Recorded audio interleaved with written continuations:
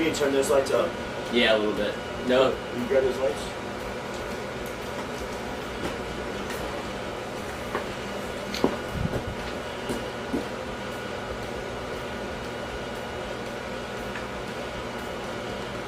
That's always so jarring. It is. It's like you squint. Yeah. So you could probably be brighter, but I was like, oh.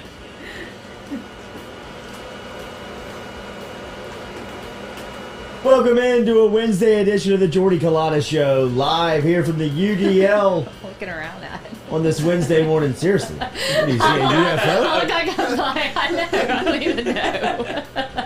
Coming up on today's show, we'll talk New Orleans Saints with Nick Underhill. Nice in here. It's nice. New Orleans Football, fresh podcast posted by Underhill and the crew over there as they get ready for Week 1. Green Bay Packers versus the Saints down in Jacksonville. We'll get the info from Underhill coming up here at 8 a.m. this morning. 7:30, Willie Fritz, head coach of the Tulane Green Wave. Great showing last week for the Greenies as they fell by 5 with an opportunity to win the game in Norman, Oklahoma. They made a mad dash back. Nearly were able to take over that game from Oklahoma. What a run for Coach Fritz and the crew. We'll talk to him about what they have coming up this week as they are over in Birmingham. They've been moved over there. They'll play Morgan State coming up this Saturday. So we'll talk to Coach Fritz about what's going on with Tulane coming up here at 7:30 this morning. We'll answer your mail questions. Remember, mailbag coming up today. Mail time. If you have a question, get out here and ask it. You can ask it inside of the bunker. You can DM us. You can email us. Any way that you can get in touch with the Jordy Culotta Show. You can get your questions in, and we will answer them. Probably going to be around 8:45 this morning. Chef Jean-Paul Bourgeois set to stop by at 8:30 this morning as we will talk to the chef here as it is opening week for home games here in Tiger Stadium, which means tailgating. Will we be tailgating? I was pretty surprised to see the poll numbers yesterday. That was a little disconcerting, but around 500 votes? Yeah, then it was not in favor of tailgating or going to the LSU game, but... Hey, what was the poll again? I forgot. It was, are you going to go to the LSU game? LSU Big East. Just to the game. Yes. Okay. Well, let's see how I phrased it. Maybe that's why. Maybe made it seem like go in as opposed to just go to. Yeah, I mean, like, are you going at all? Around. Are you going at all? Yes. Right? Are you going to be around? Are you going to tailgate? Are you going to go into the game? We're doing it all. You're doing the whole thing? We're doing it all. Doing the whole thing. Yeah, why not? Wearing JC Show merch. David's got his Southern Marsh Jordy Culotta Show shirt. I hope everyone else does too. Jordy.itemorder.com. Love it. We will have some gear. No golf cart. At some point, we'll have some gear out there. We'll swag through to hand out. I'll take some gear out there. Over the Jordy Culotta Show. But depending on the weather pending. For you? Because if we do some tailgating, we will not be in the game for sure. We'll be watching it. And we'll have some post-game reaction here from the UDL as LSU and McNeese will square off on Saturday. A lot of guys going to be out for this game, especially some frontline starters. Ogeron was talking yesterday during his press conference and really gave some insight on some guys that would be out. So we will... whoa, what happened? There's a picture of Willie Fritz that he just sent me. Put out of him when he played college football, and he's fully padded up and has just a mohawk. Wow. Like completely mohawk. No, like that's zero awesome. on the sides, just mohawk. He looks like he's in Mad Max Fury Road. So It's a really likable dude. Really likable guy. I mean, like the more you learn about him, the more you're like, damn, this guy's pretty cool. Yeah. You know? Look at that. Yeah. I'm sending it to my That's email. Look at But yeah. that. Is he playing for the Redskins? You can't say that this word. is Pittsburgh State. Okay. Pittsburgh State. He's a Yinza. He's a Yinza. Wow. I mean, that picture is if this guy amazing. could not exist That's in cool. our college football world, this is a walking targeting call. We are using that picture for I when he love gets that. here. Oh, yeah. Willie Fritz will be here at 7:30 this morning. We will talk Tulane football with the head coach as they were one of the stories of the weekend. But speaking of stories, remember every day, before we jump into it, our coffee is provided by Majestic Coffee, DeliciousSips.com. Majestic brewed locally down here in South Louisiana. All of our water is brought to you by True Blue Water. If you want to hop on the delivery route, you can do that this morning by logging online to TRUBluewater.com, TrueBlueWater.com. all of our guests via the phone line this morning, which all will appear. Nick Underhill, Willie Fritz, Chef Jean-Paul Bourgeois, all compliments of Metropolitan Health Group, Real Doctors, Real Solutions. Get in touch with Charlie Harvey, Jason Ramazan, and the entire crew over at Metropolitan Health Group as they can help you out today. Real Doctors, Real Solutions, and our official spice here is Papa Earl's. Locally, 30% less sodium than the competition. You can find it on the shelves of all local markets here around town, whether it's High Neighbor, Calandro's, Rouse's. Stop in and grab one today, especially if you're getting set up for this weekend's tailgating stuff that will happen pregame before LSU McNeese. Ogeron speaking yesterday, and O was giving a little insight to where LSU will be heading into this weekend's game, and they're going to be without some frontline guys, including a couple on the offensive line and offensive tackle, Austin Deculus, and offensive tackle Cam Wire. It'll be interesting to see how they fill these spots. I mean, even against McNeese, that's still concerning because I don't even know if we got another warm body over there.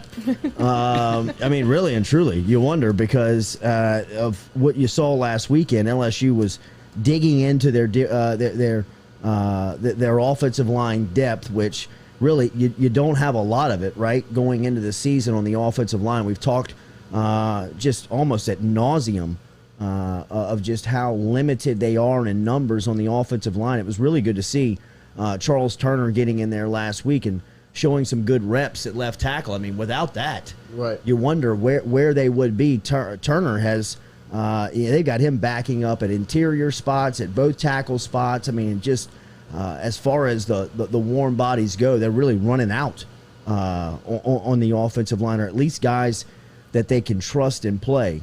Well, that was the concern going into the season. Like, we talked about it almost, you said ad nauseum, it was almost too much to where we were like, well, we're just trying to let people know that there is a concern on offensive line because that's the position where people are going to go down. I didn't think it would be in the first game against UCLA, but here we are. And I guess you just you might hold them out 2 weeks. I would guess if all goes well, you could hold them out for Central Michigan. But I'm not sure if you can, considering that they didn't play that poorly in their first week, their week one matchup. So this might be just hold them out for McNeese and hope they get healthy, and then let's get those boys back out there because they need reps. Yeah, they do. They absolutely do. That not only do they need individual reps, they need reps as a unit. Yes. In playing together. I mean, an offensive line's chemistry is one of those unspoken advantages that you can have during a college football season. The more those guys play together, the more familiar they are with one another, the more comfortable they play next to each other, and that's you have to have that. And LSU right now is very unstable on the offensive line. No continuity. I mean, when you talk about the guys that were coming back, they all have a lot of starts and experience under their belt. But as far as this unit collectively being able to play together, they need as many reps as they can get. So it was concerning to see Cam Wire and Austin Deculus on that injury report. I'm with you. I think that it is probably just a rest week. Get them healthy as possible, but they need to play against Central Michigan. They need the buffer going into SEC play of at least those game reps to see how they can, kind of get kick-started to go into the month of October. That last week of September, you'll go to Starkville and play and open up your SEC schedule. But then after that, I mean, there's nowhere to hide on your schedule in October. So you're going to have all hands on deck. And these guys, and I know that they struggled last weekend versus UCLA, but they seem to be the pick of the litter when you just look at the selections of offensive linemen that LSU has. Deculus, obviously, with as much experience as he has, and Wire, kind of the guy that just was thrown into the role after Dare Rosenthal was excused off the team all season. Nice way to put it. Yeah, thrown off the team. Someone in the bunker wrote it's a good time to move back to right guard. Is that a good move? Deculus. Yeah, that's what we're talking about, right? Yeah. Look, I think that if he has any life in the NFL at the next level, it will be on the interior. It will be as a guard. On LSU's team, I just look around the tackle position, and I don't know where there's a better choice.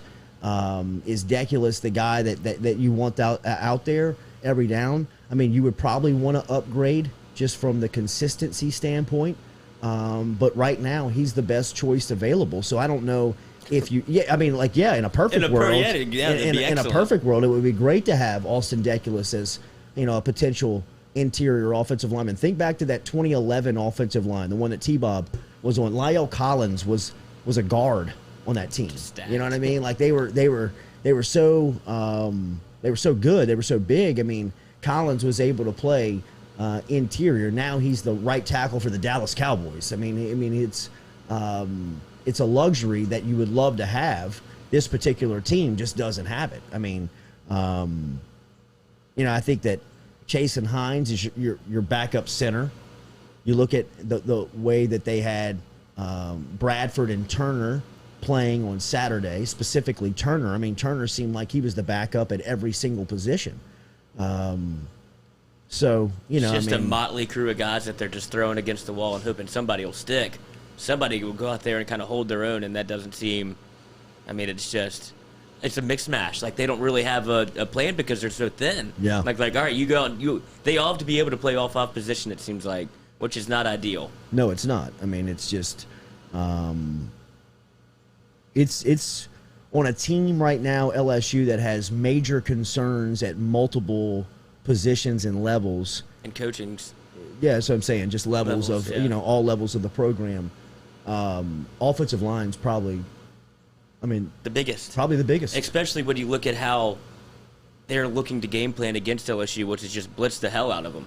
Like, that seems to be the game plan because LSU hasn't shown that they can stop it. I know it's been a 1-week sample size, but it was so bad that they blitzed on nearly, I think it was like 65% of dropbacks that they ran, like almost cover zero against Max Johnson, which you just have to throw it deep, right. And that's something he hasn't been comfortable doing yet.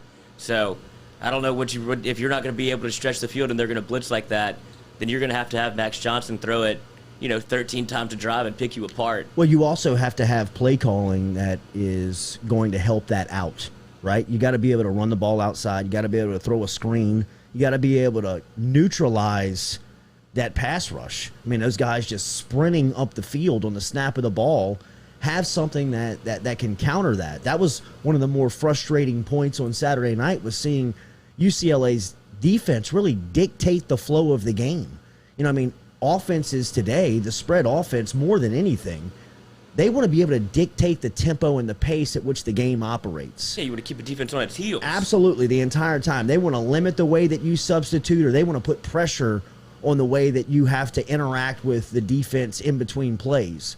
UCLA was doing that to LSU on Saturday night. There was multiple times where they were bringing 6 guys, LSU was blocking with 5. They were bringing 3 guys, LSU was blocking with 6. They never ran the ball outside. They never called a screen route. They never, from a formation standpoint, they were very limited in what they were doing, and UCLA was really controlling the tempo and the pace of the game. We've talked about it a couple of times now, but routinely on Saturday night, the play clock was creeping 5, 3, 2, 0 on the snap, and LSU still kind of looking like they're not certain of what they're supposed to be doing. So some of those things are what you hope start to fix themselves this week, and that is the advantage of playing Hawaii week 1, rather than having a bye week or not having your week your season start until a game like UCLA, and UCLA goes into that game 1-0. That was an advantage for them to having just the opportunity to call the plays from the sideline. The play calling into the game is going to look different in a barren Tiger Stadium on a Saturday morning scrimmage than it does in a 3/4 full Rose Bowl on a Saturday evening where everybody's going, the music's up, the band's playing, things are happening on the sideline. You can't step out on the field and say, hold up, timeout, let's run this again.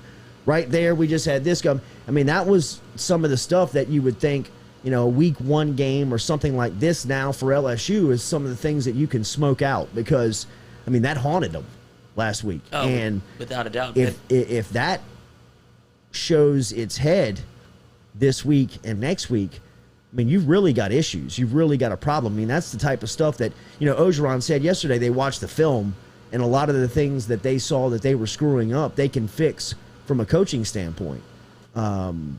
I believe that, but you got to fix that stuff quick. I'm like, you got to get that stuff figured out for Saturday night and then start to refine it 2 weeks, a week from Saturday, and then 2 weeks from Saturday, you got to be moving. You got to be spinning, man. This thing's got to be rolling because, you can't be figuring out how to send plays in and wondering when the snap's going to get, when it's going to come off, a month into the season. I just don't know why we think it's going to be able to be fixed in 2 weeks when it wouldn't be able to fix in 6 months. It's a great question. But I believe in them, Yeah. If it's a little time crunch, you got a final, and you're just like, you know what, maybe I just need to read all of the book right now instead of, one page at a time. Maybe that works for some people. But good news, I would imagine, on the LSU front, adding Tre Bradford, another weapon, another somebody that you can throw in the backfield. So that hurts. I mean, that helps. It does make me wonder about John Emery, though.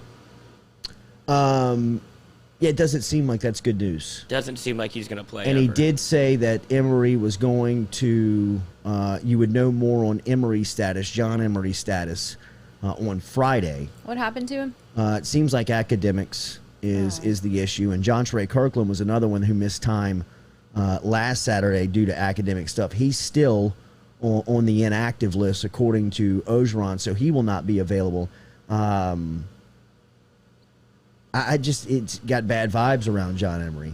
You know what I mean? I just don't think that even if they do get him back, what this has done to the trust for the coaching staff has got to be an enormous setback after a career of just kind of flashes. Yeah, man. I mean, and a lot of off the field stuff where you almost have to babysit him.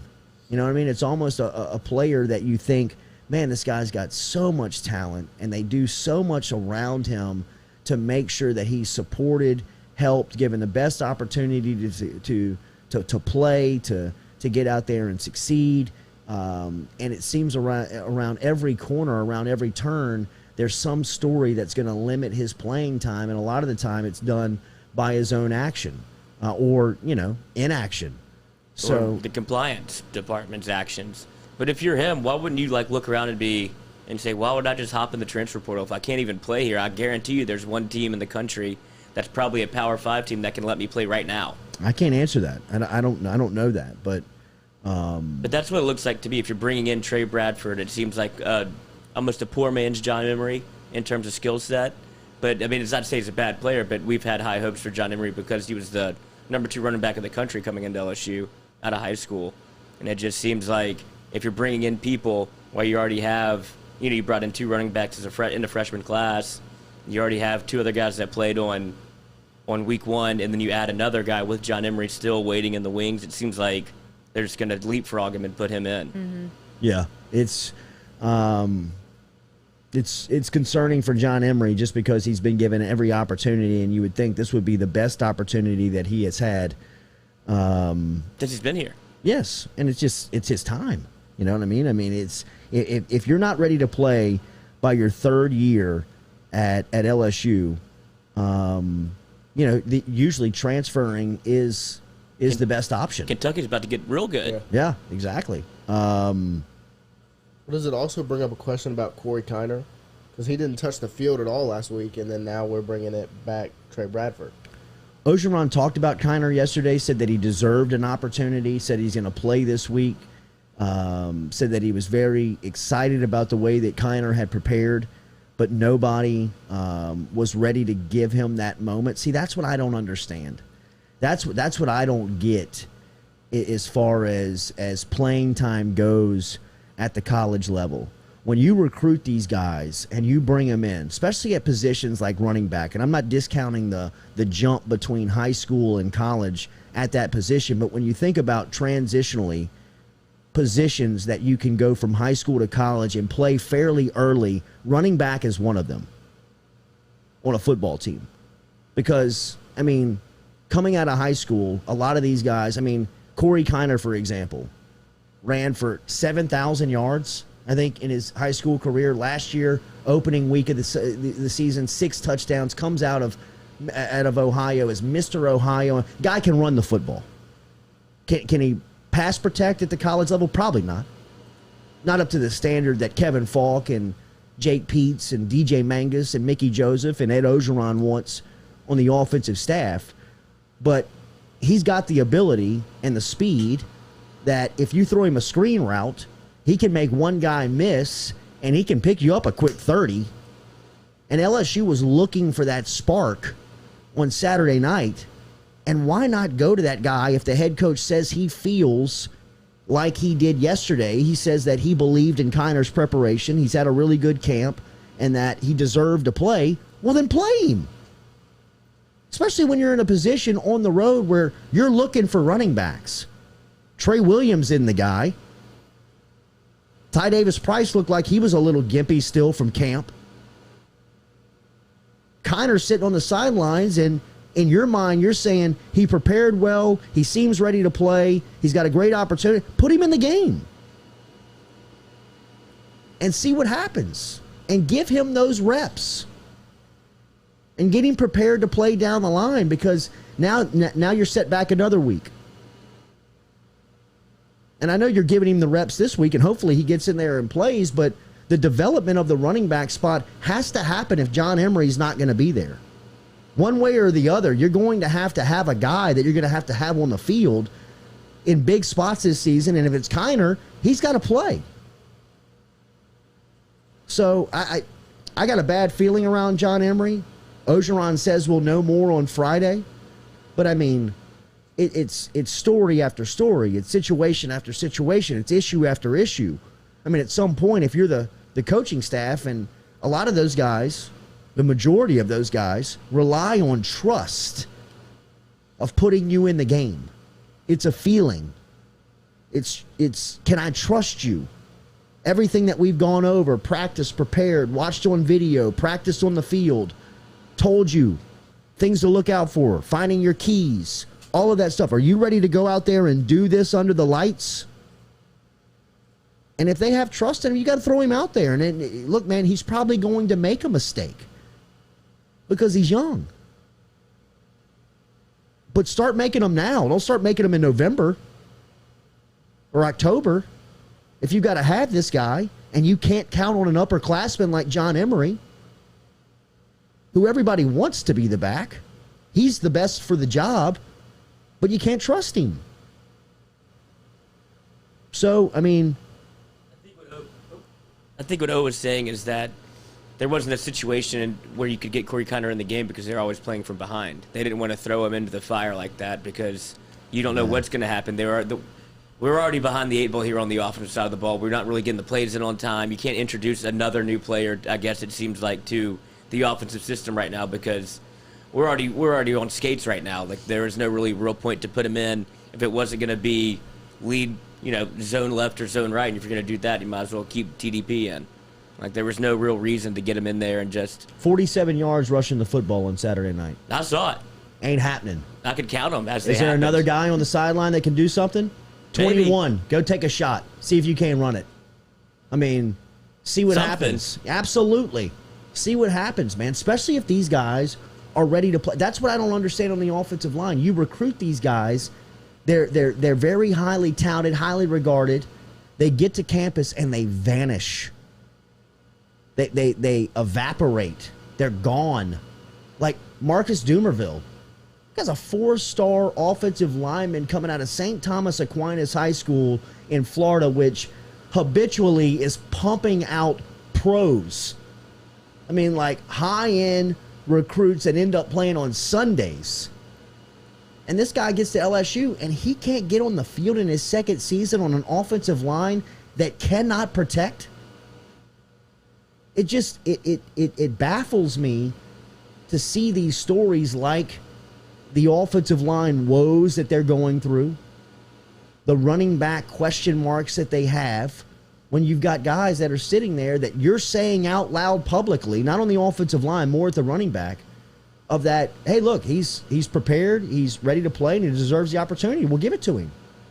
Let him play, man. So it's hopefully you start to see some of those guys develop, because to me that's one of the the limitations of the program right now is that the roster when you look at it on paper, it looks really good.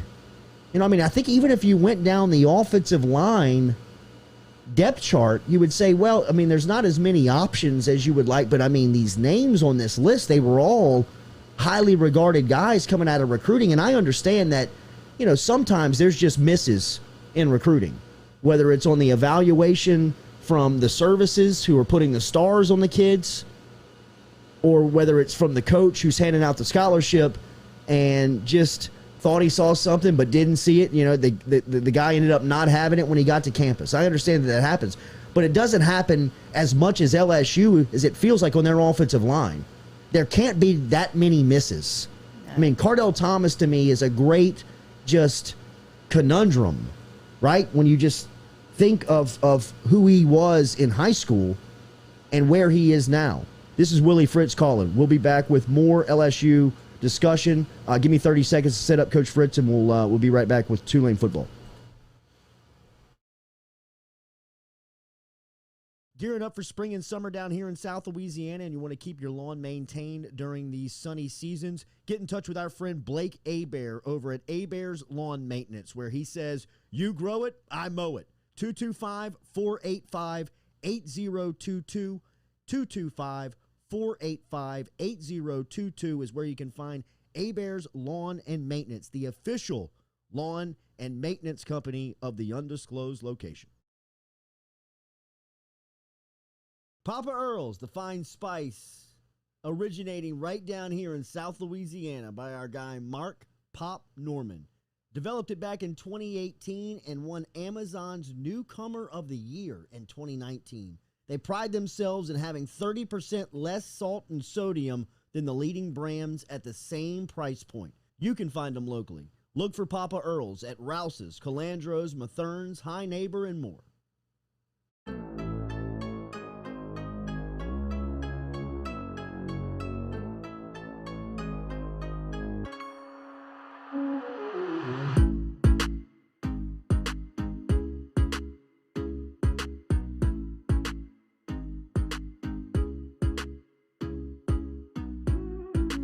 One of the stories of college football last weekend was in Norman, Oklahoma, as the Sooners, preseason ranked number 2 in the country, were hosting Tulane after Tulane was supposed to host the event. The game got moved because of Hurricane Ida over to Norman, Oklahoma. Would have been great to see that game on Tulane's campus over at Ullman Stadium. It ended up being played over in Norman, Oklahoma, and Tulane scared the hell out of the Sooners on Saturday. If that game was 6 minutes longer, Tulane would have probably won the football game. It came down to a 4th and 13. The Greenies pick up 12.5 yards.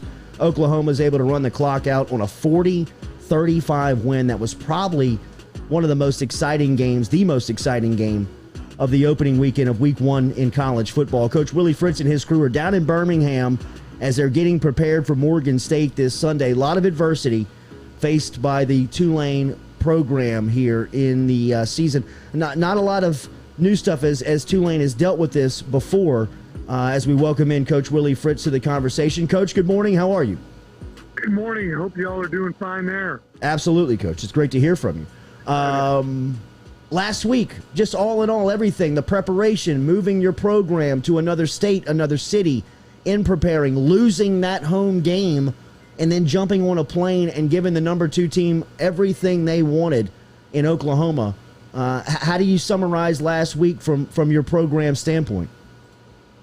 Well, you know, you get going as a coach, and it seems like it was about a month ago. But, we were real excited about having a sellout at Yeoman and, you know, playing Oklahoma at home. There's not very many opportunities where you get games like that. And then when we made the call on Saturday, you know, a week ago Saturday, to come over here and follow our evacuation plan and come to Birmingham, Alabama.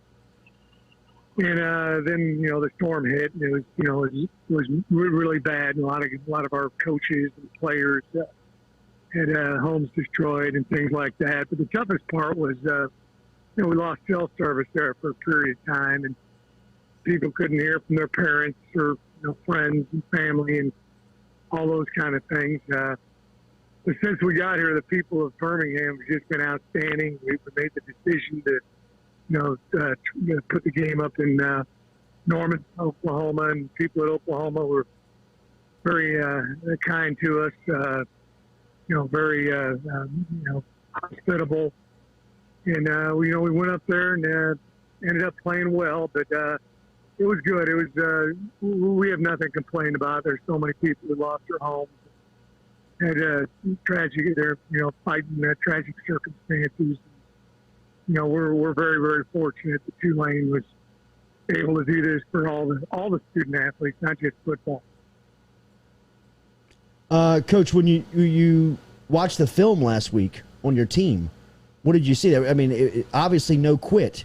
Team fought for 4 quarters, but outside of that, had to be really happy with the way that your team performed?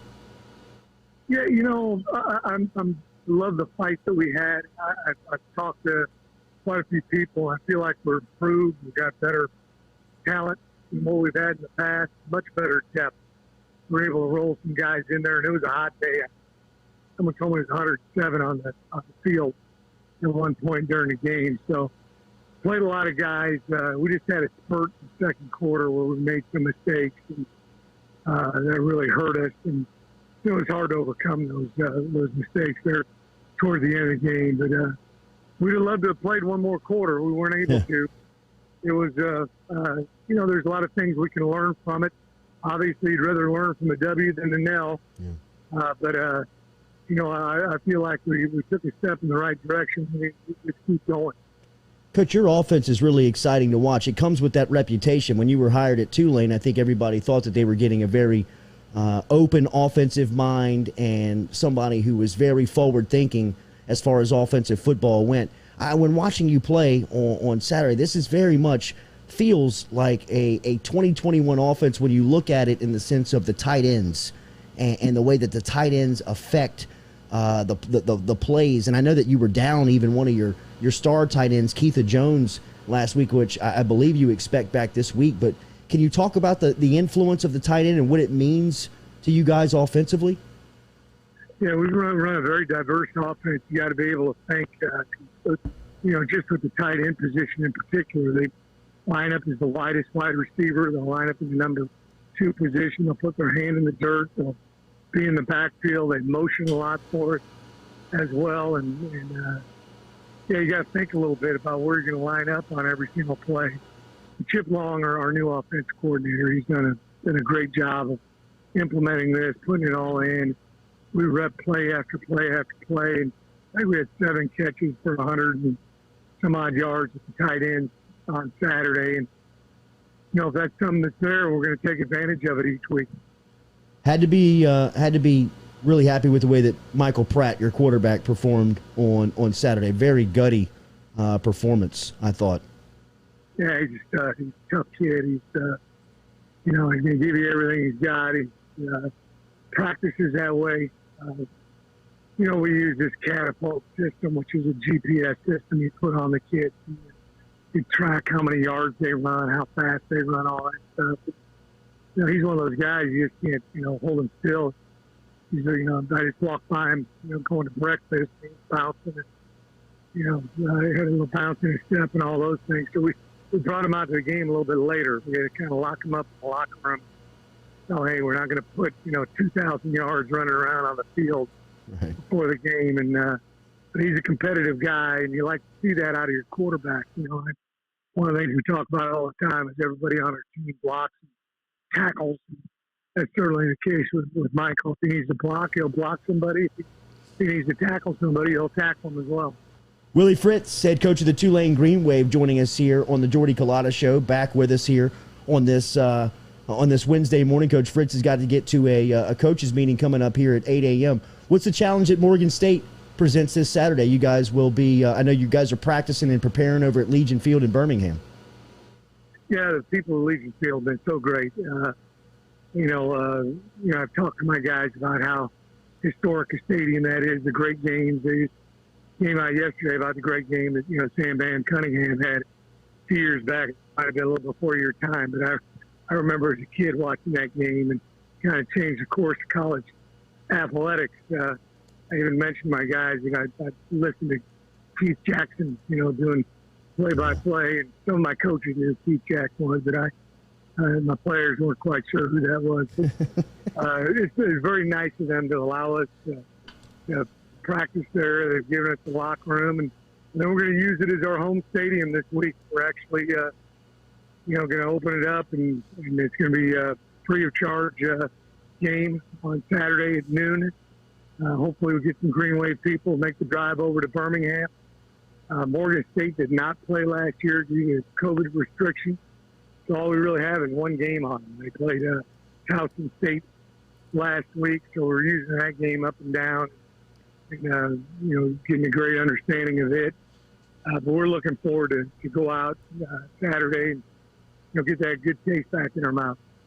Coach, we just had Tyron Matthew comment on this picture we put up of you from your college days with the mohawk and the neck roll, and he said elite DB look. So I wanted to let you know that you're in good company there from Nola's finest. But I wanted to see, did you do that? Is it a straight razor by yourself? Do you have help? How do you make that thing happen? Unbelievable look. Unbelievable look. It is. I lost a bet. It wasn't as good. Me and my roommates were. Looks like you won a bet. You know what I do? I put that picture behind my desk, and so all my kids have seen it before, my players. And when I got a guy who screws up, I bring him in, and sometimes these guys think I'm a little too old to relate to them. And if they've done something stupid, I say, hey, man, I was young and dumb, too, at one time. Look at this goddamn picture. I'm listening to what I'm telling you right now, man. I know what I'm talking about. And they kind of get a chuckle out of it, and they say, maybe you need to listen to Coach. But, I'm from Kansas City, so I've heard great things about your man up there in Kansas City. He does a super job with all the people up there, and I know he had a big part in getting people vaccinated up there. I have people tell me about the Chiefs all the time. They're my second favorite team behind the Saints, obviously. Absolutely. I doubt anybody is questioning Coach Willie Fritz these days with the success Yes. that he has brought to New Orleans Put into the pads back on. Tulane football. Coach, any expectation or word when you could return to the city? No, we're I know we're going to be here this week, and we may be here the following week. We play Ole Miss the week after. And then, darn it, if we don't play the following week, UAB. Wow. So I'm hoping we're not still here playing a home game against UAB here in Birmingham. That wouldn't be good, would it? Right. But we'll find out. I'm just following our president, our athletic director, and they'll put us down the right path.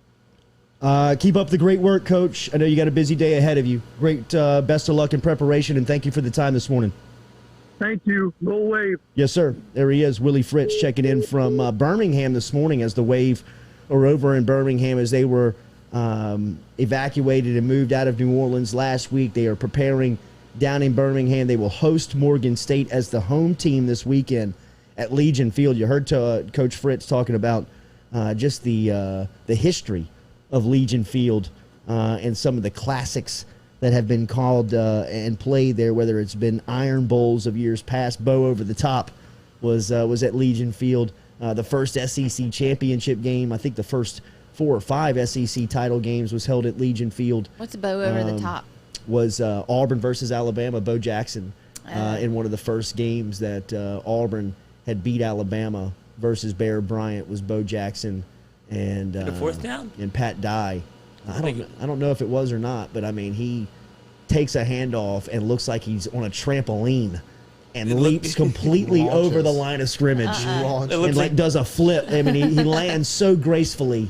It looks like you could have called that play every time within 5 yards of the goal line, and you'd have scored. Do we need a touchdown here? Bo, do the thing. But dude, if they would have beaten Oklahoma, they would have rocked college football. It would have been one of the biggest upsets. Exciting. And within the last 5 years, I would imagine that would have been. And they had them on the ropes. They did. I wish I could have got that. Absolutely. I mean, you saw the look in Oklahoma's face when they recovered that onside kick. When they recovered that onside kick, they showed Oklahoma sidelines and they showed some fan shots, and you saw in their face, we're about to get beat. Like, we're about to lose this game. And that 4th and 13, I mean. Almost. Bro, did he get it? No, he was short. He was short, but it was a yard or... It was a half. It was a half a yard. Close. Their quarterback, Michael Pratt, was an absolute dog out there because I mean, he 'cause was he getting took the some- shit kicked out of him, Yes. Yeah. and he kept getting up and he was barking at everybody. It's Love that this kid. guy's gonna get hit in the face. No, He's I gonna love get in that. a I mean, fist fight. you heard Fritz. He was like, we had to chain him down. I mean, Yeah. like before the game because he's just got so much energy. He's going to go run 2,000 yards before the game even starts. So we're like, awesome. bro, just chill, save that stuff, and they nearly pulled it off. They nearly pulled it I mean, off. like he said, if there was an extra quarter in that game, I don't even know if they needed an extra quarter. If they had if they had the opportunity to get the ball back, they'd have won the game. Can we go to a game? I've never been to a Yes, Tulane we were going to game. go to. They invited us to do a show Yeah. from Ullman for the Oklahoma game. Now we were going to be in Pasadena for the weekend, but Tom Simmons, who is their sports information director, he and I have gone back and forth on getting over there for a game, Let's do taking it. in the experience. We really screwed up a live broadcast that we were supposed to do down there one day. And Lloyd's like, yes. I didn't. It wasn't, it Not wasn't me. me. Not me. I'll take a lot of stuff. That was not me. So we will. I'll take that one. I'll take that one. But we will absolutely be live from the Tulane football program. Coach Fritz does a great job, man. So I mean, cool. he is. Yeah, he He's is. very cool, but And the he's a fact hell that of a football He coach. doesn't run from that picture. He's like, Yeah. because some Puts it people are like, behind his look, desk. right? He's like, I'm a professional. I'm an old, I'm an old football coach Why now. would like, you run from well, that well, some picture? people don't It's want awesome. their past behind them. I mean, but Dude, that's that would, awesome. Yeah, that would be front and center on my desk like he Yeah. has. Like, Yeah. well, y'all better watch out. Little Fritzy, put the helmet back on now. I'll crack you. Go grab me a neck roll. Daniel 2 Newman. bars down here. Daniel Newman is our financial advisor. Let him be yours. Get in touch with Daniel Newman today. You can call him at 225-261-8262. 225-261-8262. He's located in Magnolia Square. That's out in central Louisiana. Find him over there in central, right across from Stabs in the parking lot. Go let Daniel give you the financial advice that you may be looking for. Let him turn your investments into a great return on your investment. Find out how you can earn more money, whether it be in your 401k, in your Social Security, anything that you may have questions about your financial stability. Get in touch with Daniel Newman. If you are working in the plant field, in the plant industry, whether it's at Dow, BASF, Exxon, get in touch with Daniel Newman. He's got great experience in working alongside people in that industry, and it's helped so many people out with their finances and making them grow and helping them organize and feel very secure about where they are financially. Daniel Newman, Daniel.Newman at edwardjones.com. You see right over Katie's left shoulder here on the set, right under the goat, Mike. I feel like there might be some Michael lights Jordan. on it. Is a great new painting that we have received from a friend of ours down in Lake Charles, Louisiana. Well, he's who in is- Houston now. oh, he's He lives in now. Houston, but he's from Lake Charles. He's originally Jamar from Lake. Simeon. He's originally from Lake Charles. Is Jamar Simeon? Jamar is a artist.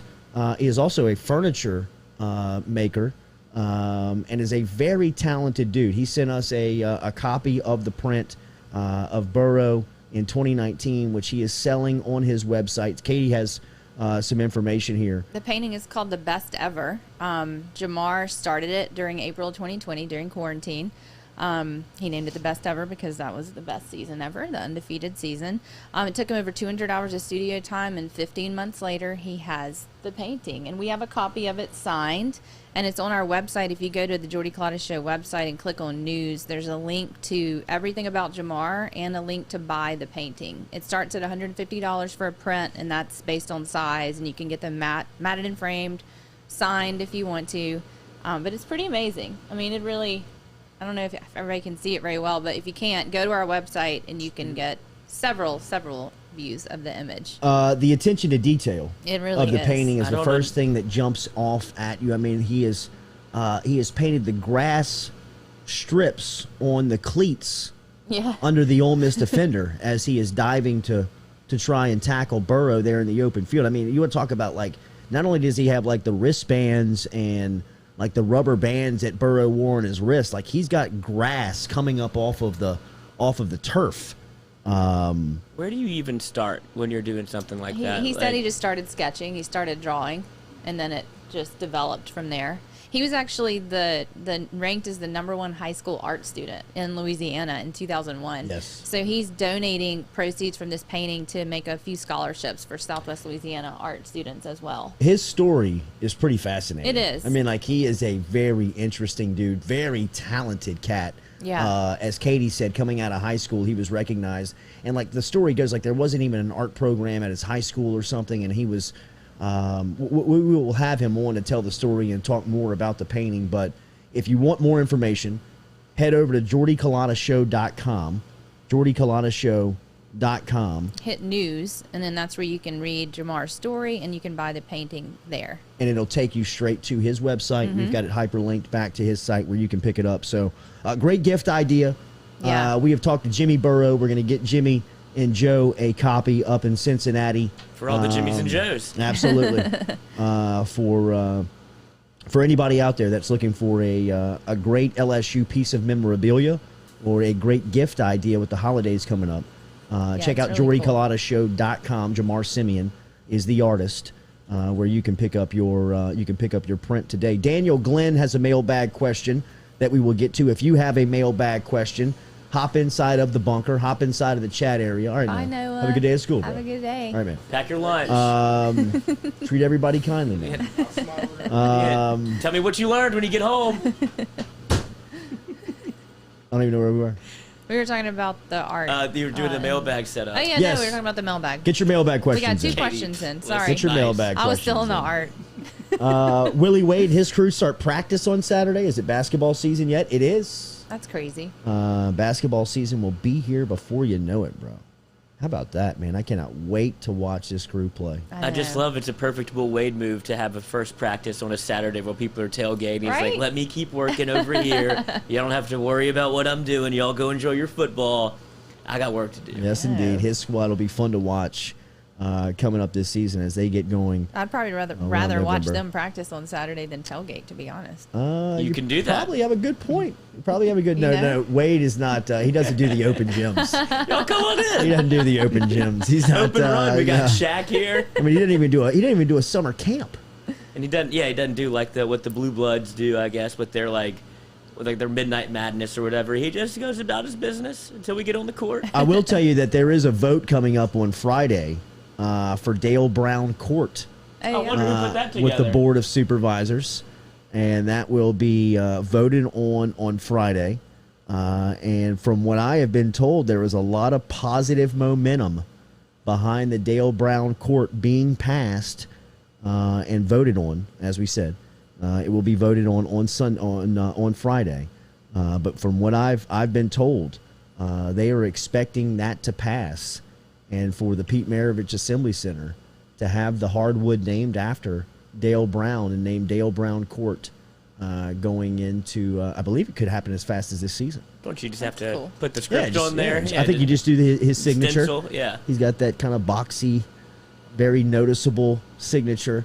In fact, he was signing autographs a couple of weeks back at the event that Brock Cantrell had put on downtown at the Sports Academy, which featured some of just the elite of LSU basketball, including Dale Brown, and he was still signing autographs, and he still has that same just recognizable Dale Brown signature. That's kind of the box. Oh yeah, D, it's the second. It's the and second grade. The box first one you Brown. learned. Yes. You know what I mean? I mean, it's very recognizable, and he still has that same autograph these days. But it looks as if something that has been a hot topic of discussion for a long time, and something that will make the old crowd, the Dick Vitales and the Tim Brandos of the world, will be running their victory laps on Friday and throughout the basketball season. It seems like Hide your blue pills. Yes, indeed. It seems like Dale Brown Court is going to pass here on Friday at least by what I've been told going into the vote on Friday. It seems like they are anticipating that to go through.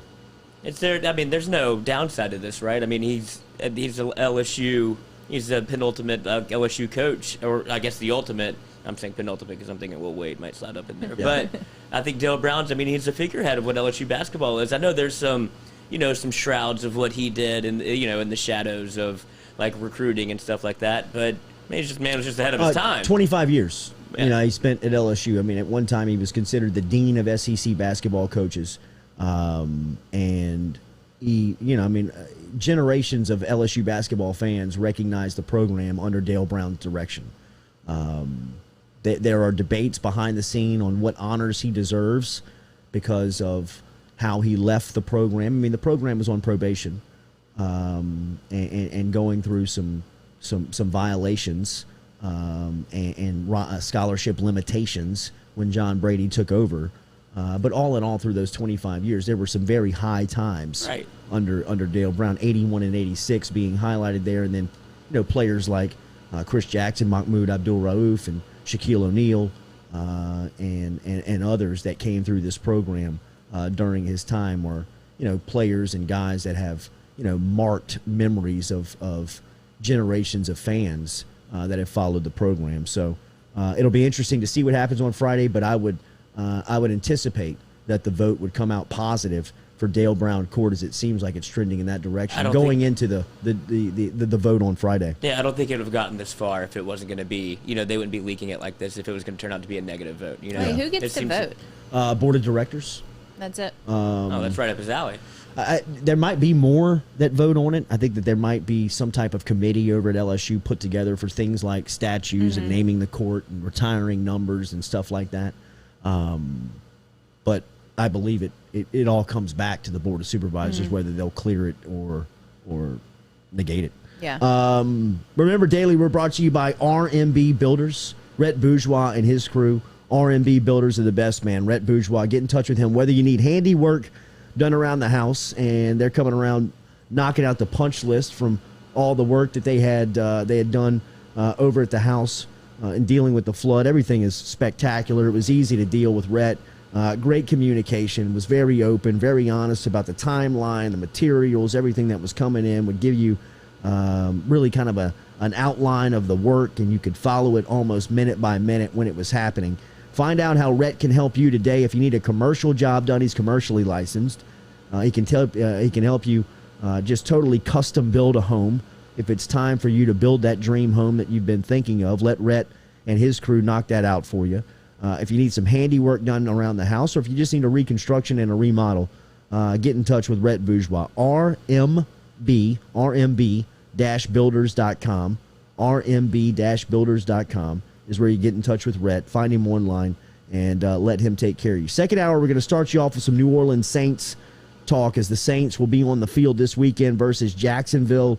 It'll be a quirky opener for New Orleans, as we just talked to Willie Fritz. Fritz and the Tulane Green Wave are preparing for Morgan State, which they'll host this weekend down at Legion Field in Birmingham.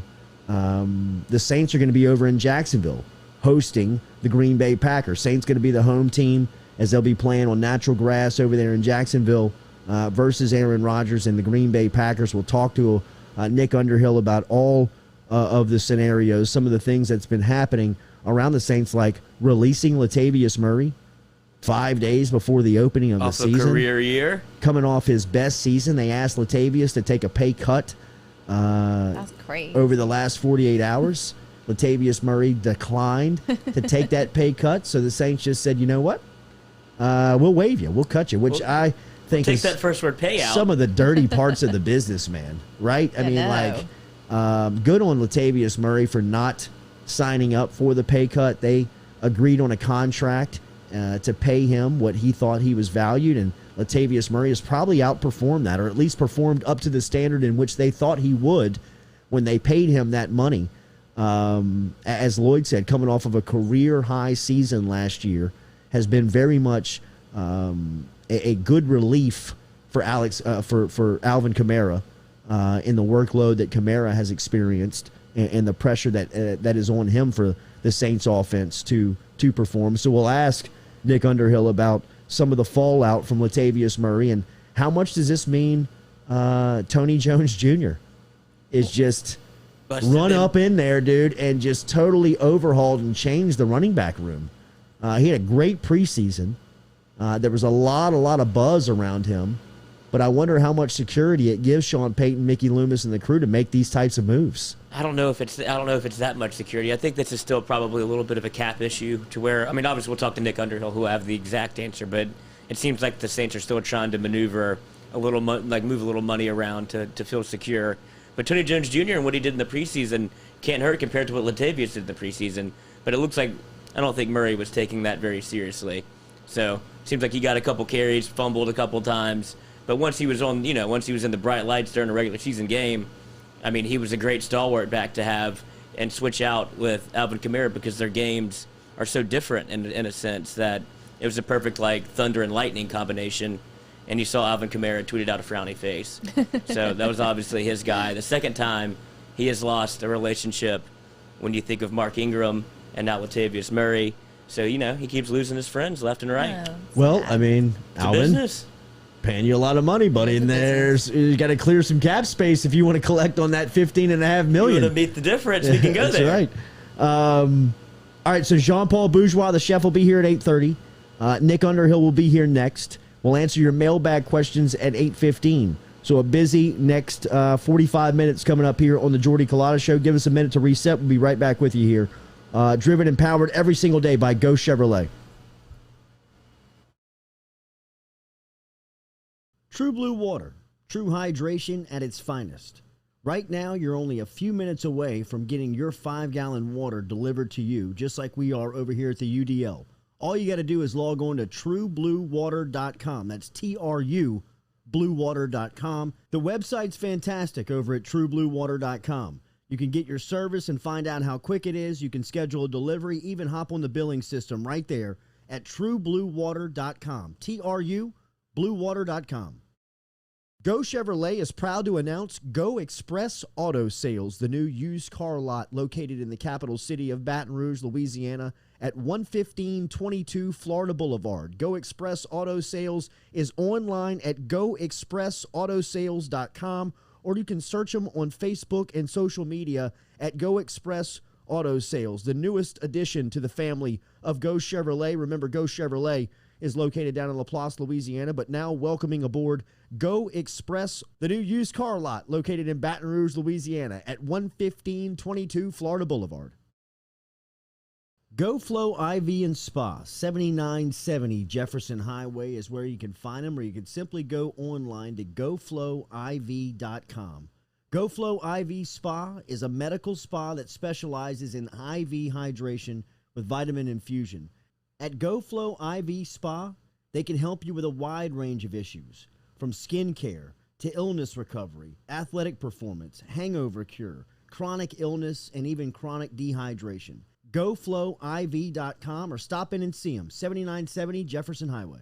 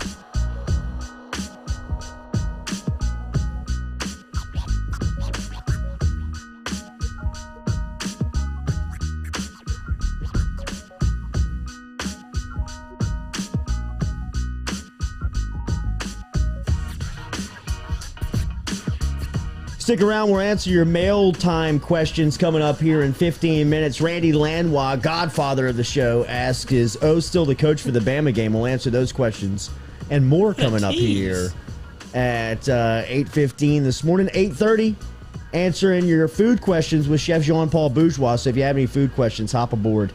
Talking Saints now with the best in the business, Nick Underhill, NewOrleans.football, brand new podcast.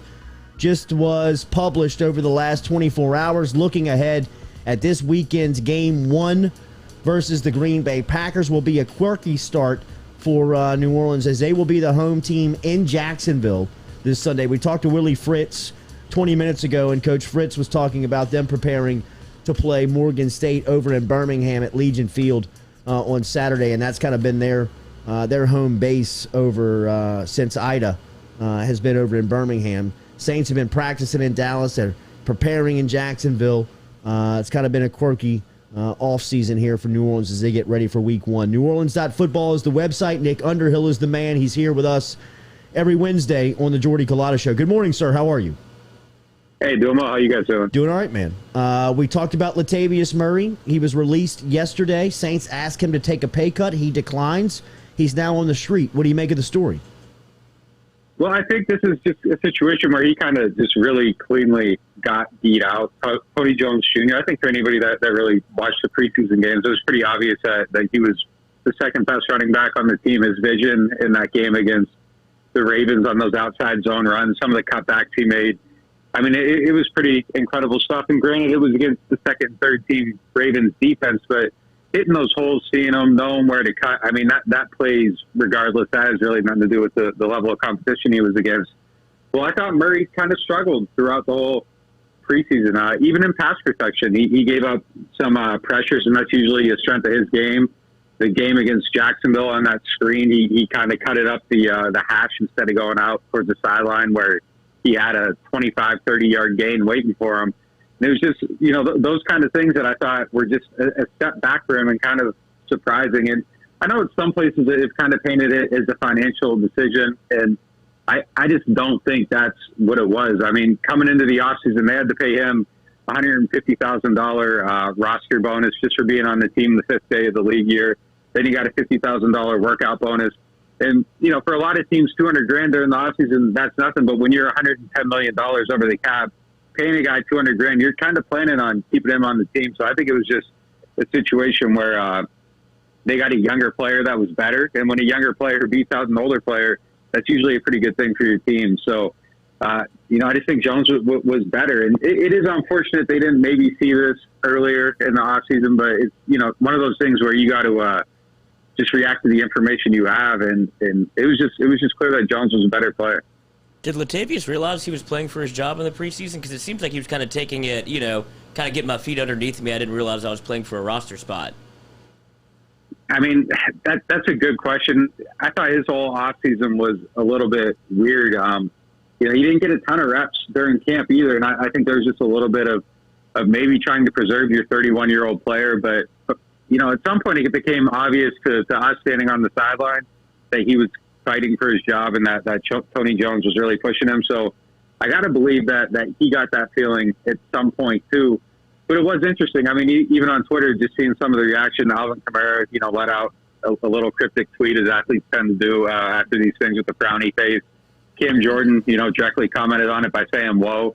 So, I mean, the players were a little bit surprised by it. So I'm not sure that, going into camp, the idea was that Latavius Murray was going to be replaced, and he was, in this battle, sort of like Jameis and Taysom, where both guys know about it. But I thought Jones just, especially after that first preseason game, I mean, it was extremely obvious that, Latavius was fighting for his job at that point. I think he'll get picked up pretty quickly. I mean, Baltimore seems to make very obvious sense for him. But, yeah, I mean, I think you make a good point. I don't think they went into it with the idea of him being in this battle for his life. Just the way he was used even speaks to that. It wasn't like they were out there, one guy gets 5 snaps, the other guy gets 5 snaps, and let's see who does it best. I think this is just something that kind of happened, and by the time it happened, Detroit had already pretty much left the station on Murray. This is obviously the battle for backup to Alvin Kamara in this role, and Tony Jones Jr. obviously has won out. What do you expect the workload to be for Kamara this season? Well, I mean, I hope this doesn't change it at all for him, because I don't think you want him taking more hits than he needs to take. I don't think you want him grinding out those hard yards up the middle, in those situations where they use Murray before. And I'm not sure that that's necessarily Tony Jones' strength either, but I mean, they got 2 fullbacks on the roster at this point, one on the 53, one on the practice squad. You got Taysom Hill. Dwayne Washington knows how to run. I actually thought he looked even better than Murray at times during training camp, which is kind of crazy. But he can hit the hole up the middle and get those hard yards too. Overall, I think Kamara's usage should be pretty much the same as it has been. And I just think we'll maybe see a difference in how he's used as opposed to the number of snaps. The last few years, with his arm strength being what it is, they've kind of had to keep him really close to the quarterback as that safety valve and is keeping him 3 yards away. So when Breeze made his first read, second read, he could check down really quickly and just get the ball in his hands and he'd make something happen. I think we'll see him kind of move back to what he was doing his rookie season. And even into 2018, where he was playing more out of the slot, there was stuff, where he was split out wide and they were able to use him in a much more dynamic role. He just doesn't have to be so limited because the offense isn't going to be as limited with James Winston at quarterback. So I think you can use him to create some mismatches, get him out in space where he can just, really break down a linebacker and get open and take advantage of that. And, I think he's going to be a huge part of the offense as always, obviously. But, I think they're entering a phase now where I think your team kind of runs through him. Whereas before it kind of, started with Breeze and then there was Mike Thomas and Alvin was kind of, the third guy behind that. I think now he's your identity. Even when Mike Thomas comes back, I think Alvin's earned that point where he is, basically the face of the Saints. He's the guy that everything works through. Because, the last year when he finally stayed healthy for a full season, I think he proved he's probably the best offensive weapon in the NFL. And I just think that they're going to operate like that this year. We are talking to Nick Underhill here on the Jordy Culotta Show. You can follow his work at neworleans.football. They just put out a new podcast, which is fantastic. It's over an hour diving into the preparation and what to look for this weekend versus Green Bay. What have you seen in preparation from New Orleans? It's been very quirky. Obviously, they're in different cities. They'll host the game in a different city at Jacksonville in their stadium versus Green Bay. What has this time been like? We just spoke to Willie Fritz, and he was talking about some of the adversity of being down in Birmingham, traveling to Norman, going through preparation this week, and hosting a home game at Legion Field. What's it been like from your point of view for New Orleans as they get ready for their first week of the NFL? Yeah, it's definitely been weird being out here. Going to a practice inside of the Dallas Cowboys Stadium to watch the Saints is just not something that you really expect to have happen. The one thing with this team I think that's good is that they're kind of used to being away from home. I mean, they did those camps at the Greenbrier where they were gone for a month. A couple of years ago, they stayed out on the West Coast for between a Seattle game for a week. So they're used to being on the road a little bit. And actually, I got to be careful how I phrase this because I don't think anybody likes the reason that they're here. But I don't think Sean Payton minds the circumstance of having his team just hold up in a hotel focused on football 24 hours a day. I mean, he keeps talking about how this has made everybody more focused as opposed to, being a distraction or something like that. So I think that they're, at least the pulse of the team, it seems like they're handling it well. I mean, we'll get the fact or fiction of that come Sunday. But I don't think it's something that's gonna rock this team too much. And I think the Saints are kind of built to handle adversity in bad situations. I mean, their identity is kind of been forged through very negative things that have had, like 2017, that Marcus Williams play. Like for a young team, that could have been something that really knocked them off track going into 18. They responded to it well, handled it. 18 ends with the Tommy Lee Lewis play. That's another thing that could have just been like, it could have really damaged the team's psyche. They come back 19, they're still a good team. So I think that they've been through a lot of things together. They know that they can handle some of the worst stuff that happens. So being away from home for a few weeks, I don't think it's going to be anything that rocks them too bad. How much of this, we're talking about the Saints moving the game to Jacksonville, how much of this is gamesmanship on the part of the Saints in terms of moving it to Jacksonville? It's the farthest flight from Wisconsin to Jacksonville that they could take. There's there's the numbers on Aaron Rodgers in Jacksonville aren't great. Is that some of the reasons that they decided to move the game maybe to this specific location? I mean, it's probably part of it for sure. I mean, they wanted to be somewhere that was also accessible for Saints fans. That's a 7-hour drive. I mean, if you want to get there, you can get there. Houston might have been a little bit easier to get there for Saints fans, but the same distance is Dallas. It's not a bad ride for them. All that stuff, I think it's something that plays into it. I'm a little surprised they actually picked that venue. We said it last week. I mean, it just feels a little bit weird, and I think this is a team that probably would have benefited from being indoors. But the flip side to that too is being outside, I think, slows down the Green Bay offense a little bit, and getting them off turf and on natural grass. I mean, their guys aren't going to be able to fly as much, and that's a team that kind of thrives on explosive plays. So that could help limit it a little bit while you have some questions at cornerback that you're still trying to sort out. So I think that's maybe the one big positive of playing there for them. It doesn't look like, as of now, if you go check the seat map, it doesn't look like there's going to be a ton of people there. There's a lot of open seats. So that's kind of interesting. Maybe it'll fill up over these next couple of days as people start being able to get back home and make plans and things like that. But it'll be interesting to see if either side really has a home field advantage. But I guess keeping it neutral is better than it skewing the Packers' way, which was something I was a little worried about too when they picked it, because I know a lot of people from up north relocate to Florida, Wisconsin being one of those places. So, you know, I don't think it'll fill up too much either way, though. But, yeah, I mean, I think they very deliberately picked it, and they pay attention to every detail on everything. So I'm sure that they were digging through, you know, all kinds of stuff. They got analytics guys that they probably had on this. You know, I'm sure every stone was turned over, and they looked for every edge they could find. And, you know, they picked Jacksonville. It doesn't seem like the greatest place to me, but, I mean, if it works for them, it works for them. Nick Underhill joining us here on the Jordy Culotta Show. Get your subscription to NewOrleans.football, especially heading into the season, for the best information around the Saints. Last two, I'll get you out of here, or one question, two-parter. The last 24 hours have seen the Saints sign cornerback Desmond Trufant and backup quarterback Trevor Siemian. What do you make of those signings, and how do they make an impact? They need numbers at cornerback, just plain and simple. I mean, there's 3 listed cornerbacks on the roster. Obviously, Chauncey Gardner-Johnson fills into that cover in the slot, and P.J. Williams is a safety now. He can play corner too, but Trufant gives them 4 true corners. I think that number was needed. I still don't think that they should be done at that position. If there's any possible opportunity, that's still the most troubling spot on the team by far to me. And that's the one spot where I think, defensive tackle is scary, but the floor on how bad that can hurt you is kind of seen.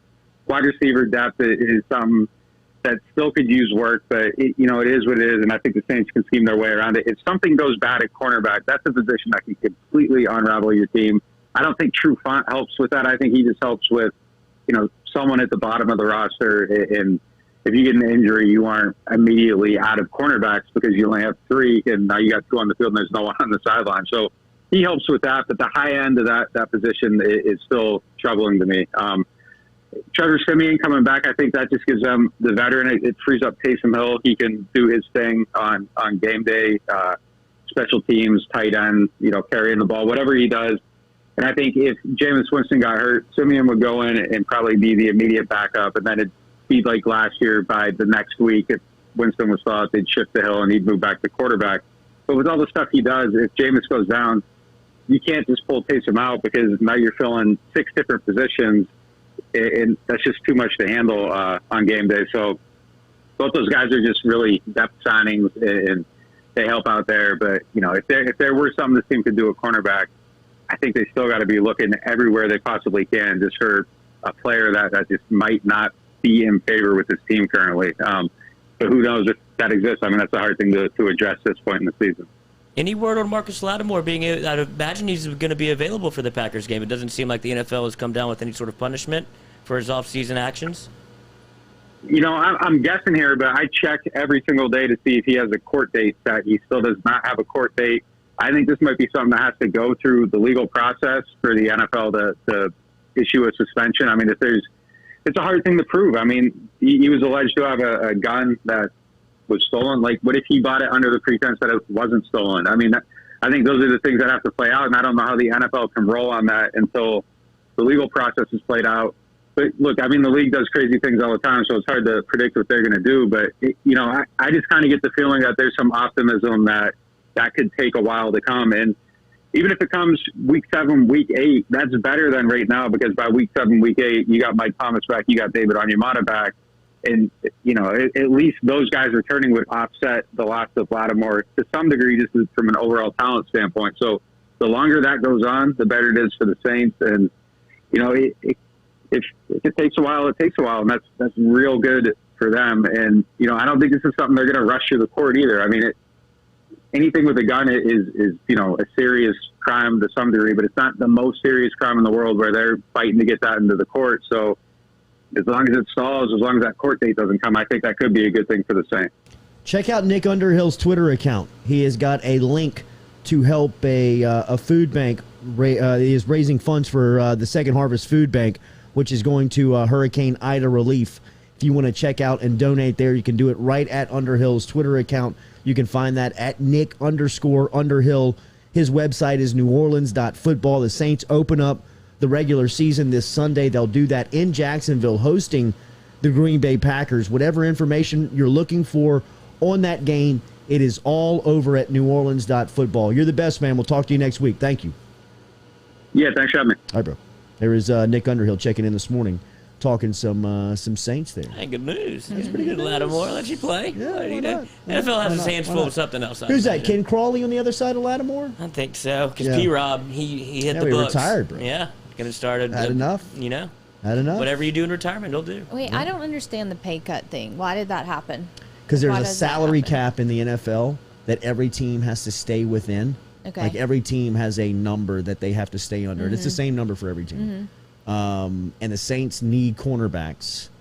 And they were going to some of their veteran players and asking them if they would take pay cuts, or Literally they usually take one ask for the team. to restructure. See, I've never the pay cut thing usually kind of goes. You usually see a restructure where they kind of like distribute the money, either like kind of farther move it back, or they'll Yeah. actually like give you a lump sum now, which they'll call like a signing bonus, Mm-hmm. which doesn't count towards the salary cap. Okay. So they called Latavius Murray in and said, "Hey man, we're trying to sign another cornerback. Would you shave some of your finances for us?" Hell no, man. I'm 31 years old. Crazy, man. Coming off a career year. I got Baltimore over there. I They was can't actually find a proud. running I back. called my agent and asked him for. I was looking to re-up. I thought this was going to be a good meeting. This is a bad meeting. No, I'm just gonna. So you think he was totally? I'm just gonna hold tight. By it? Yeah, would've he been had to have surprised been, by it. especially in Season starts today. from a Right, from a so why playing did they do standpoint. it It's like a little this? dirty. It's a little dirty to Negotiate Latavius that way. Murray from the Saints' point of view, because you've known you've had a cornerback problem since the Jump. before the draft.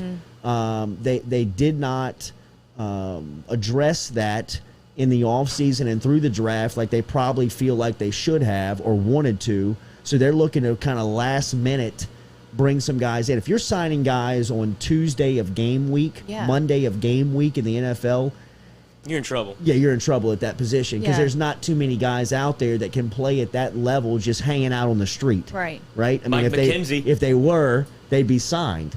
So the Desmond Trufant signing, while, look, Trufant was good with Atlanta and had some really good years there, I mean, for all intents and purposes, his good Best days of years are football are behind him. done. You know what I mean? Yeah. Whatever you get from him is really kind of some gravy at this point. But you got to pay him, and you got to get him in because you need the numbers. And to make that money work, somebody's got to shave. Somebody's got to take a hit. Why'd they pick Murray? I don't know why they picked Murray. I think he answered it best with Tony Jones. He's like, look, he's better than you. And I think that might, I don't know if that's necessarily true because he kind of answered my question because I don't think Latavius knew that he was in a dogfight. I thought he was like, look, I'll take some carries. I know we're not going to run Kamara. I'm 31. Let me kind of get the speed of the game back, and then we'll be good here. Like, I don't think he ever expected to be on the final cut line Yeah. on an NFL team whenever he played half the snaps last year, Right. or was at least the backup for the Saints. So I think this comes as a total shock to him, but they have no numbers anywhere else to cut anybody because of the way that Tony Jones Jr. played. You have to almost it forced their hand. Yeah. Okay. Tony Jones Jr. Tony Jones Jr. He's the story. TJJ. He's the story. I mean, really, he's How awkward is it him for going into the locker room? He's like, I didn't ask yeah, for any man. of this. I just played. I just played. I mean, They didn't tell me they're going to take Ellen Well, I away. mean, hey, I don't think anybody in that league, anybody in that locker room is going to hold Tony Jones Jr. accountable for not that. accountable, but would be mad. I mean, they know the business. Yeah. Everybody in there is fighting for their life. Everybody in there, not everybody. There's some guys. They Cam Jordan, he knows he's getting paid. His money's in the bank, and he's going to make the team. But I mean, for some of those young guys that are just looking to get it for the first time, and you see money like that sitting right there, I mean, if you make the 52-man roster, it doesn't matter if you blow your knee out on the first carry of the season. You're getting paid. You know what I mean? But if you get cut during training camp, you're broke. Yeah. So, I mean, the effort, the energy to get on that 53-man roster is, I mean, it's a fight for your life. You know what I mean? It's I mean, not personal. No, it's not. I mean, it's for a young football player. I mean, this is it. You know what I mean? This is the opportunity. And for Tony Jones Jr., he made the most of it. I don't think that Latavius Murray blames Tony Jones. No, Jr. I wasn't. I don't think that. But I'm just saying. Yeah. You know what I mean? Like you, because you see all the outpouring of love from the Saints teammates. You're like, hey, sorry guys. Yeah, but internally they're probably messing with him. Dream killer. Yeah. You know what I mean? And rob an old man. Yeah, right. Daily, we are brought to you here by AdvanaClean. Remember AdvanaClean. Water, fire, and mold damage. If you see it, you smell it around the house, you smell it around the office, get in touch with Bradley Lynch over at AdvanaClean and let him help you out for it. It's an easy call, and once you make that call, really all of the stress and worry is now put on Lynch, and he's going to take care of it for you. This is a first-hand testimony. I had the house flood, and first call was to Lynch over at AdvanaClean, and he was over there helping me out with the cleaning process, the insurance process, the contractors, everything from all of the headaches when you have water, fire, or mold damage around the house. AdvanaClean.com or call Bradley Lynch at 369-5228. That's a 225 area code, 369-5228. 369-5228. We'll answer some mailbag questions. I don't know if we have enough time here. We'll get to the chef. Yeah, we got time. All right, what you got?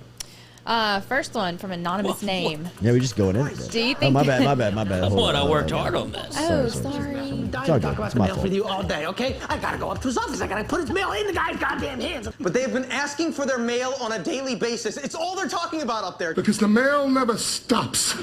It just keeps coming and coming and coming. There's never a let-up. It's relentless. Every day it piles up more and more and more, and you gotta get it up. And the more you get out, the more it keeps coming in. And then the barcode reader breaks, and it's publisher's clearinghouse. All right. I can't believe I'm gonna be a mailman.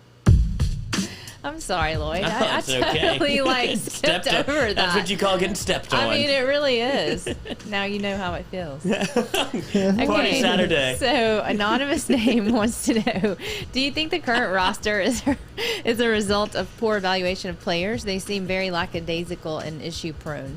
No, I think this LSU roster has players. I really do. That's if you were watching the first part of today's show, we were talking about some of the things that are plaguing this team.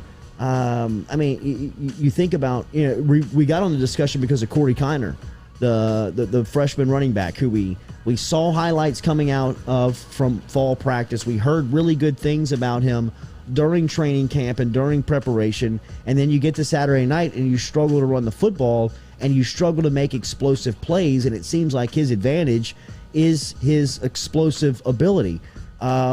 He's not going to be fully ready to play on the college stage, right? Just because he's never done it. But the only way to start the process, if you believe he's good enough to do it, is to put him out there. And that's what I think is some of the issues with, like the offensive line. We were talking about a guy like Marcus Dumervil. Dumervil was a high 4-star prospect coming out of one of the most dominant high school programs in the country. I mean, St. Thomas Aquinas High School in Florida is one of the most dominant high school football programs in the country. And for him to get to LSU and LSU to be struggling on the offensive line like they are, and him not be able to get on the field, I mean, I guess it's on Dumervil because, he's in control of his ability and his playing time and his workload, his work effort, and everything that goes into trying to play. But, I mean, he can't play. Cardell Thomas is the great example of, this guy. I know that there was some questions around him in recruiting, right? Was he as highly regarded as he was rated? But everybody was in agreement that he was a good player, right? You could make a quality offensive lineman out of him in college if you coached him up and got him on a weight program and make sure that he was doing everything that he was supposed to do. I mean, the fact that he can't get reps on an offensive line that looks like that on Saturday in this part of his career, in the third year of his career in college football, that's shocking. It's just shocking to me that these types of players get to school, get to LSU, and they can't play. I mean, Josh White is a linebacker out of Houston that we heard not only a lot about him during the season, but a lot like during training camp from Ogeron and the crew. We're talking about Josh White and how he was, ready to really make plays and step on the scene and play. I haven't seen Josh White. And I see the linebackers running around and chasing again for the second consecutive year. And they do that in the first game of the season versus UCLA. And you wonder, like, these guys can't get reps here? You know what I mean? They can't play in these types of situations. So I don't know what the roadblock is for these guys to get on the field. But there's a breakdown somewhere. And I'm not saying that it's all coaching, and I'm not saying it's all player. But it's a combination of some formula that is not equating to playing time, to getting these guys on the field. I mean, those guys should be developed enough where you can trust them to play them at this point. They don't even trust them enough to throw them out there and see what happens when they're getting beat. So, well, that's a good segue into another question someone had.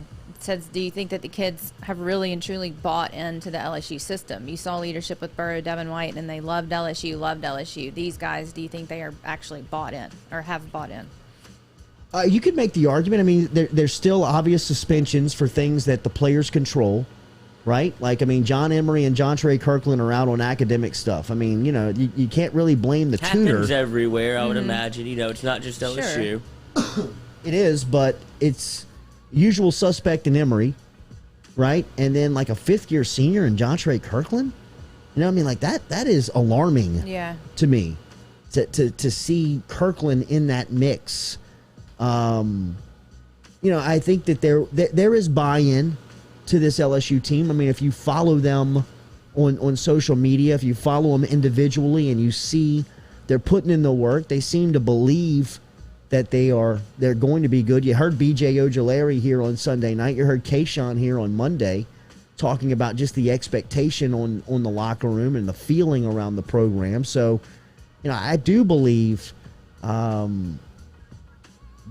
they're not checked out yet. No. They're totally bought in No, because everything that they want is still in front of them. Mm-hmm. They haven't played an SEC game yet. That's what the NCAA is based around, is winning your conference, especially if you're in the SEC. I don't think they're checked out yet. Now, if you lose one of these first two games, or it starts to look exactly like it looked on last Saturday, then I could see how they could be like, what are we doing here, guys? Like, I could see them looking around and be like, who can I trust here?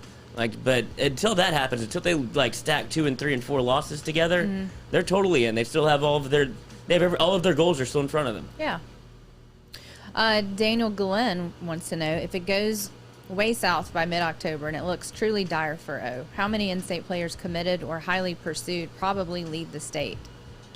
That's a great question, and it's something that I imagine the administration is very much worried about, because the class of 2022 in the state of Louisiana, in my opinion, is or could be the backbone to a national championship type run.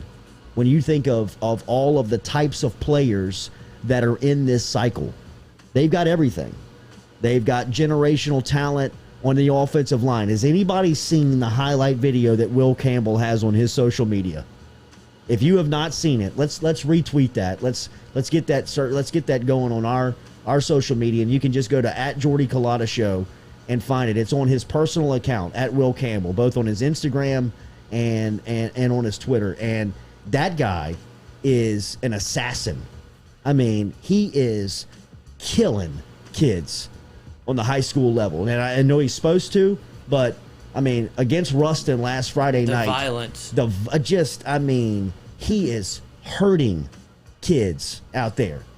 And to get him into the program, to get Bo Bordelon into the program, to get Emory Jones into the program. I mean, Emory Jones and Will Campbell, to me, in 2 years are starting on the offensive line. Walker Howard is your future quarterback. Guys in this class at wide receiver like Aaron Anderson and Shaz Preston are starters on the SEC level. Jacoby Matthews potentially is an All-American safety. You've got defensive linemen in this class. You've got running backs in this class. I mean, Shea sat here yesterday and said we were asking about some of the top players in the class. I mean, he's got Kendrick Law up there on top of the board with guys like Walker Howard, Quincy Wiggins, Jacoby Matthews. So, I mean, this class of 2022, if you can't corral them and you can't put them all in the boat together and they start scattering and going across the country and across the conference, that could set back LSU more than a coaching search would. Really. I mean, you got to get the players. You got to get the players in the building first and foremost to compete. And if you swing and miss on this 22 class, it's not going to come along again for a while. I mean, every so often you get opportunities like this where you can get every player at each position like LSU and Louisiana has during the 22 cycle. Every year there's going to be players. You'll have a defensive tackle here. You'll have wide receivers there. You'll have DBs here. Some year you'll have a quarterback. This year you've got it all. You've got it all right now in 22. And you've got to get all of those guys into one room, into one class. And if things start going bad on the field and you start getting some open ideas from these recruits to either decommit, commit somewhere else, and just miss out on LSU, huge setback for the program. Mm-hmm. Big setback for the program. You want another one? Yeah, one more. Devin Ewing. Any info on Woodward's short list of candidates to replace Coach O? I don't have lists. I don't know lists. I wouldn't know names. I mean, I think the usual suspects that everybody's talking about are probably going to be on that list. I want Lane Kiffin. I just think that Kiffin is a football genius. And in the SEC, you don't have to put up with all the bullshit. All that stuff from Tennessee, all that stuff from Oakland. He was 30 years old. He was so young. I think he would tell you that, I mean, a lot of that stuff was embarrassing to look back on. But, he would probably do it again because he was trying to kick up promotion and kick up attention for his pro. You don't have to do that at LSU. You don't have to do that at Ole Miss. I mean, you see, he doesn't do this. He doesn't do this stuff at Ole Miss. He's tweeting a little bit. He's tweeting. I mean, but you're going to get that. But he's not. I would say he's one of the more outlandish coaches in college football. When you look at even just tweeting, but don't you think he's backed down a lot? Yeah, you know what I mean, from who he was, from what he was. Oh, for sure. But I'm saying you're still getting an absolute personality. Yeah, well, you're getting a personality, and that's good. I mean, if he's yours, you love him. I love him that he's not LSU, but I mean, I think that he is. I do not. A lot of tiger emojis in his tweets too. There are a lot of tiger emojis. Yeah. I mean, I think he's just ribbing Coach O. I'm not taking that as like an insult. Are y'all? No, I'm not. I think they're boys. They are boys. They are boys, but he took his opportunity for it's sure. It's coming across like he's not letting a chance slide by. Yeah. I mean, they have the sissy blue shirt. I mean, it keeps him relevant. I mean, he keeps him everywhere. I mean, every tweet has one. It does. It's crazy. I mean, like he's all over it. GoFlow IV and Spa. Go see him on Jefferson Highway. GoFlowIV.com. The crazy thing is, I think he's doing it. Like, I don't think somebody's running his social media for no him, way. which is look crazy. How personal it is. I know. That's what I'm saying. Yeah, but it's personal. There's a lot of coaches that don't even touch their phones for Twitter, and he's like, oh no, I got my account. No, he's got that. He's on. I don't know what social media you're running, but go stick to Hotty Toddy. He's on that, bro. He's on that. I mean, like Ogeron saying the Twitter machine yesterday was shut down. Well, that's funny. I mean, like that's laughable. Comical. Right. I mean, Panamsky's sitting there with his phone running his Twitter account all day. You know what I mean? So, all right, we'll come back. We'll talk to Chef Jean-Paul Bourgeois here on the Jordy Culotta Show. Go check out GoFlow IV and Spa, Jefferson Highway, online, goflowivspa.com.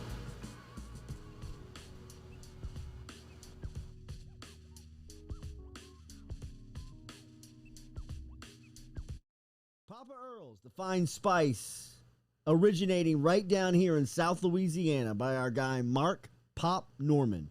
Developed it back in 2018 and won Amazon's Newcomer of the Year in 2019. They pride themselves in having 30% less salt and sodium than the leading brands at the same price point. You can find them locally. Look for Papa Earl's at Rouse's, Calandro's, Mathern's, High Neighbor, and more. True Blue Water, true hydration at its finest. Right now, you're only a few minutes away from getting your 5-gallon water delivered to you, just like we are over here at the UDL.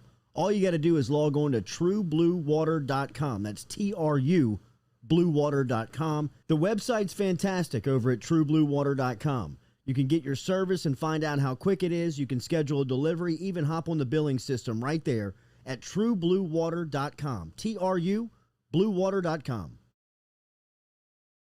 Go Chevrolet is proud to announce Go Express Auto Sales, the new used car lot located in the capital city of Baton Rouge, Louisiana, at 11522 Florida Boulevard. Go Express Auto Sales is online at goexpressautosales.com, or you can search them on Facebook and social media at Go Express Auto Sales, the newest addition to the family of Go Chevrolet. Remember, Go Chevrolet is located down in Laplace, Louisiana, but now welcoming aboard Go Express, the new used car lot located in Baton Rouge, Louisiana at 11522 Florida Boulevard.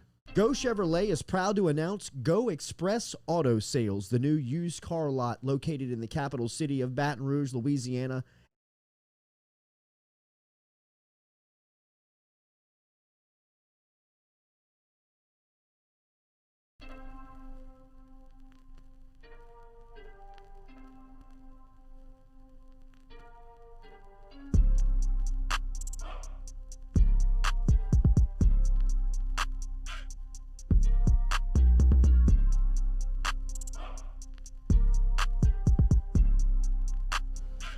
All right, a little long there in our mailbag segment. Thank you for getting in interactive with us and involved in the show. We appreciate that very much, answering your mailbag questions. If you have any food questions, you still have an opportunity to jump aboard and get them asked to the chef, as Jean-Paul Bourgeois is with us every Wednesday. Last Wednesday, our conversation with the chef was very disheartening. The chef was waiting in a line for gas that he had been there for a couple of hours. His dad had been in a car accident that morning. This was all in the aftermath of Hurricane Ida down in Thibodeau, Homa area that just demolished that part of our state. The chef was doing very good work, obviously. The Lord's work. Absolutely. Last week, if you just saw some of the images, and not that any promotion was happening, but just some of the images that were coming out of that part of the world and still continue to come out of that part of the world, show the dire straits that South Louisiana was hit with by Hurricane Ida. Every Wednesday, we talk to our resident chef here, the best in the business, from the Meat Eater family. He's over there on Meat Eater YouTube. I saw the latest upload from Das Boat, as the chef was up there in New Jersey, fishing with some of the Northeasterners, but he joins us here every Wednesday. Good morning, sir. How are you? Hey, good morning, guys. Pleasure to be back. Yes. How is the mood and the feelings this week, rather, compared to when we talked to you last week, Chef? Well, I mean, it's an interesting thing. I'm in Texas right now, and I have some work to do here, which is why I had to come back. And you know, part of me feels guilty for leaving Louisiana and its most kind of trying times, at least in my lifetime. So, you know, there's a little bit of that sentiment going on with me personally, but I've been keeping up with my folks and all my friends and family back home every day since I left, and you know, not much has changed on their end, except you know, just discovering more water in places like my friend Jay just keeps pulling back sheetrock and water just keeps dripping. And that's just from holes being ripped out of the roof from Hurricane Ida. That's what flooding. That was holes being ripped out of the roof and then rain getting in the attic and they're basically wicking itself around the house. Just an incredible sick sight that pictures that he's sent to me. My folks, luckily, like I may have mentioned last week, I can't remember.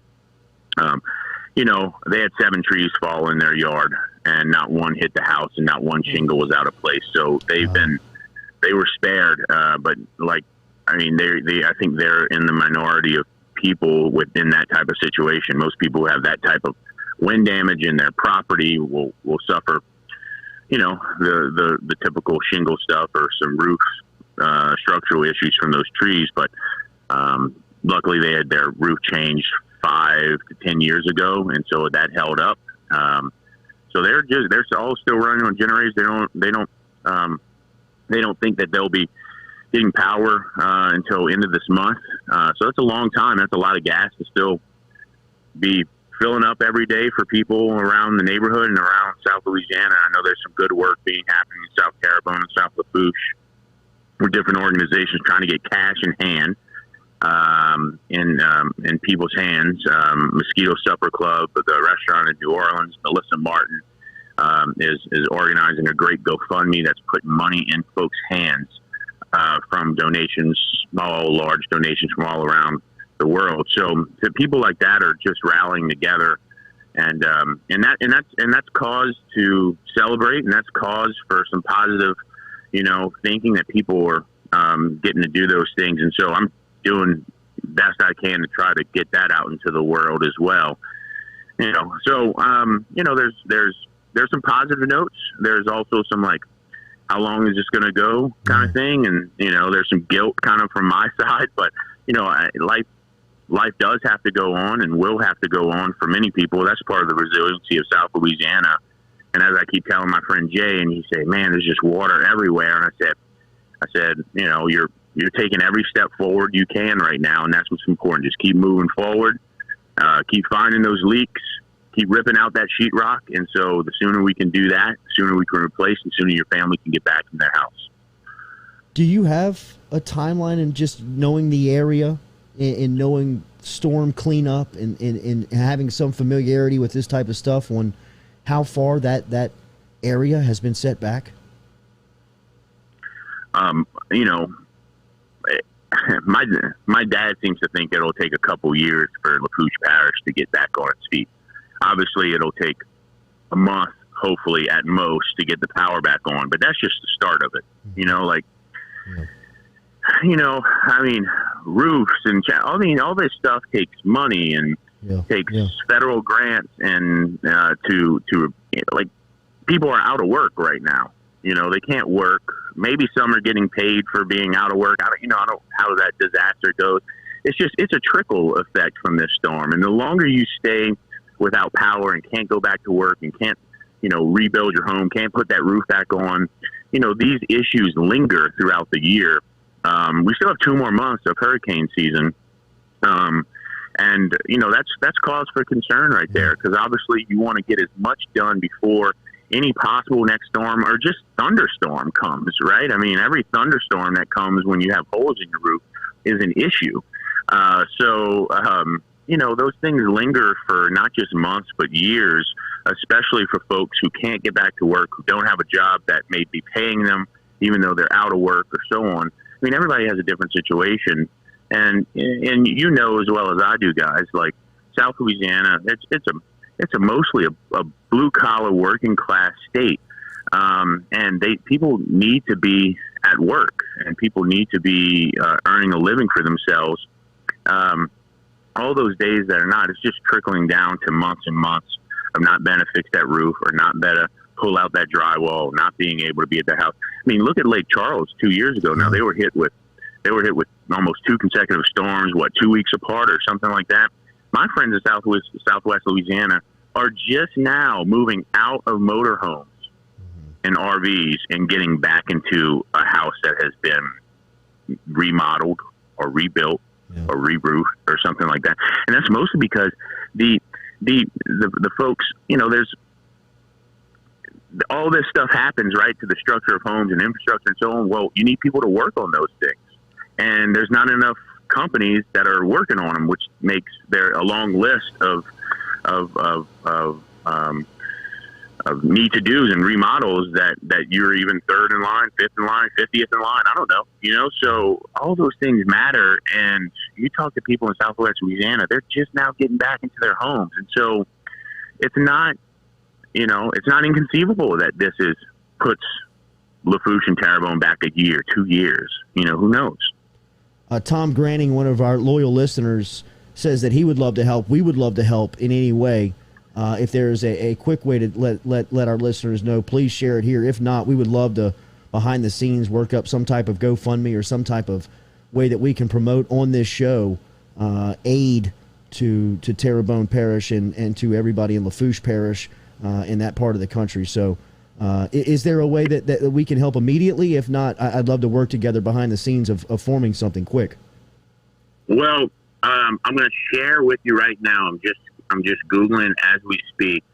And the GoFundMe, and I know, so, let's see. Yeah, we're good. We're good. I know Melissa Martin, pretty well. Wait, who was that? Who did you say? You kind of cut out on the name. So Melissa Martin, Okay. The name of the GoFundMe is Funds for People of the Bayou. Okay. Their goal is $400,000. They've raised $185,246. I'm looking at the sheet right now. Okay.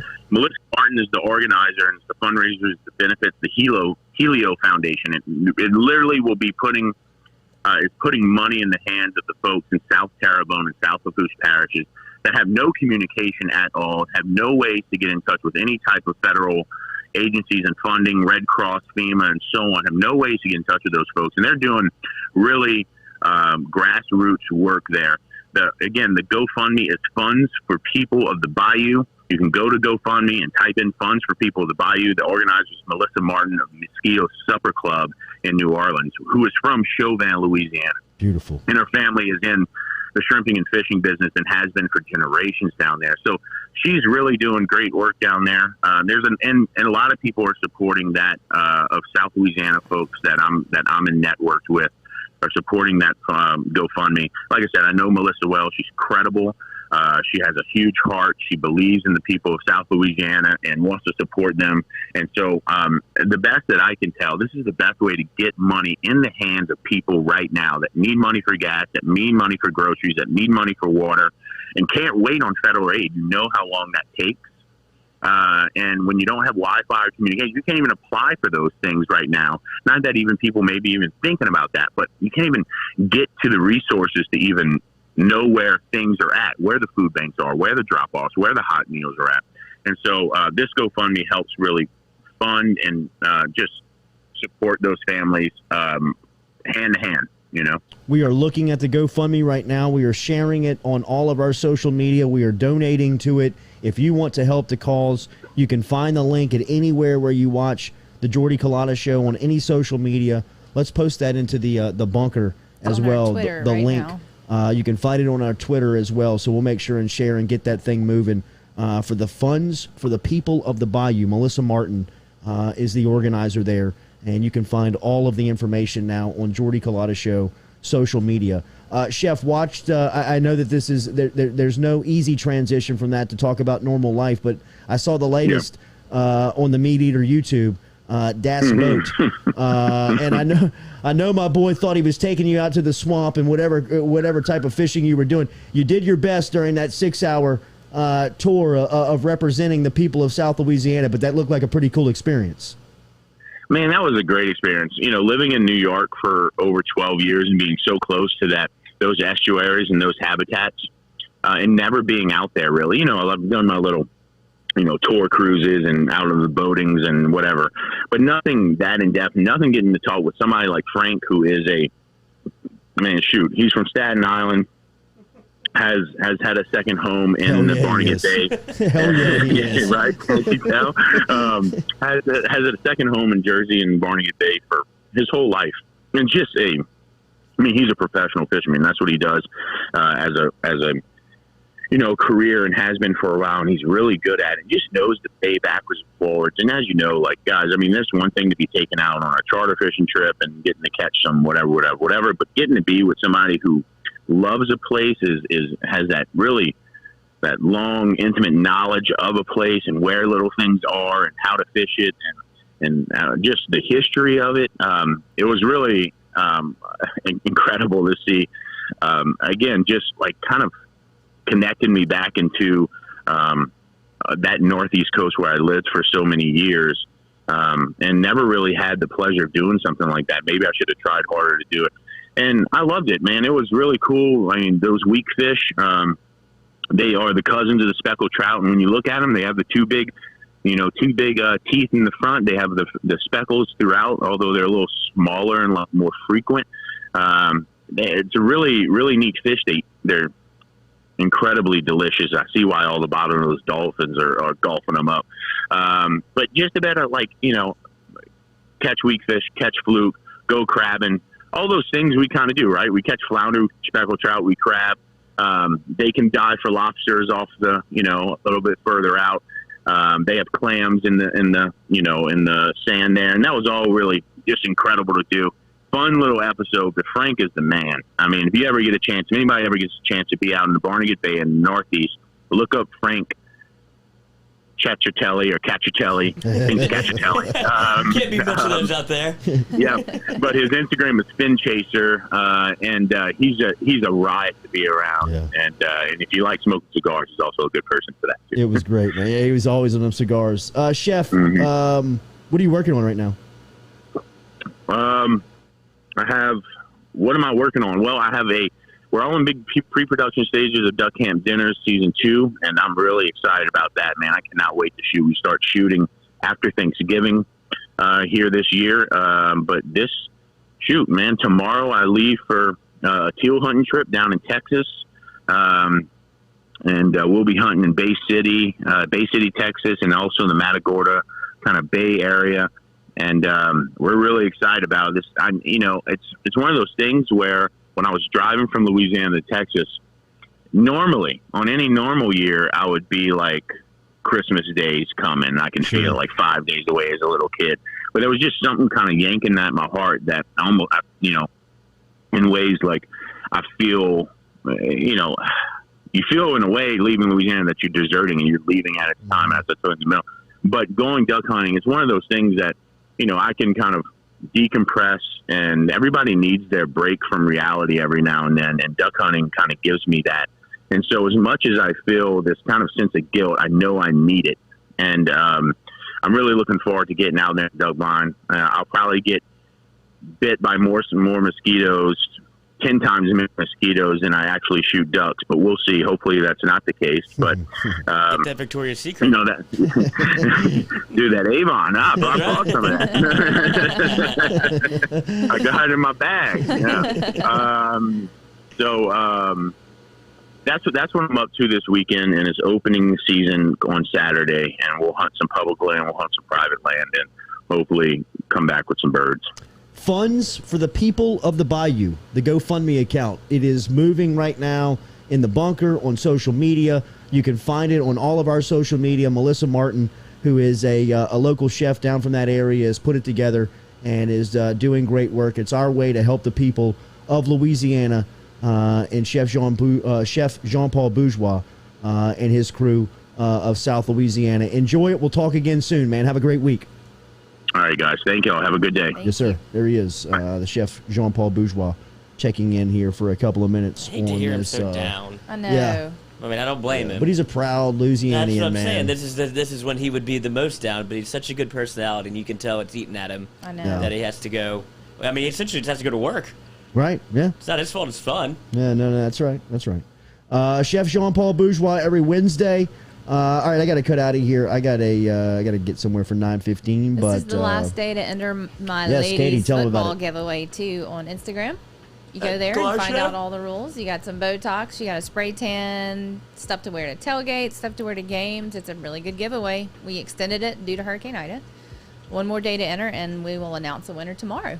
Beautiful. It's been great to see the how fired up everybody is about I know. that. I'm excited. Hey, make sure and get over to JordyCulottaShow.com. Learn about the print over there from Jamar Simeon, as there is a link in the on our website for Jamar and the beautiful print of Burrow that is sitting right there behind Katie, right over her shoulder, right below Michael Jordan. Vanna White. Yes. Yeah, there you go. You might have a future. Gotta dye that hair. Gotta go blonde. New Vanna. New Vanna. Yeah. Okay. I mean, all the game shows are turning over. New Jeopardy host. Oh, did you see that guy, Mike Richards, bro? He got exposed. What about that guy? Oh. As if you're not going to get caught in that type of role. That was dumb. I mean, like, how stupid can you be, man? I mean, it's like that high school football coach going on national television with a warrant out for his arrest. Like, bro, there he is, right there. Oh, it's a real name too. Yeah, Let's go get him. This guy. He didn't get fired. He got arrested. I'm with you, man. Mike Richards, like, are you out of your mind? And dude? he was getting a lot of credit for it too. Like before he and made. He was kind of like, I read a great piece, like kind of like who Mike Richards is, and he was like advising the guest on like what and what not to do, and like he was like obviously like steering them in the wrong direction. But Rodgers was like Aaron Rodgers when he guessed. He was like, "Well, I had Mike in my ear, and I felt like he gave me some good tips." Yeah. I guess it was just like a casual shout out. But like, that guy, you don't want Aaron Rodgers after you. You know what I mean? You don't want to be like, oh yeah, you know what? Looking back on my experience, he was actually why did he telling me that I could cuss. Yeah. On cable television. You know what you should do is let's drop an F-bomb right here, A-Rod. Yeah, nobody really respects Trebek around here. You can take some shots. All right, enjoy your Wednesday. We'll be back with you tomorrow morning at 7 a.m.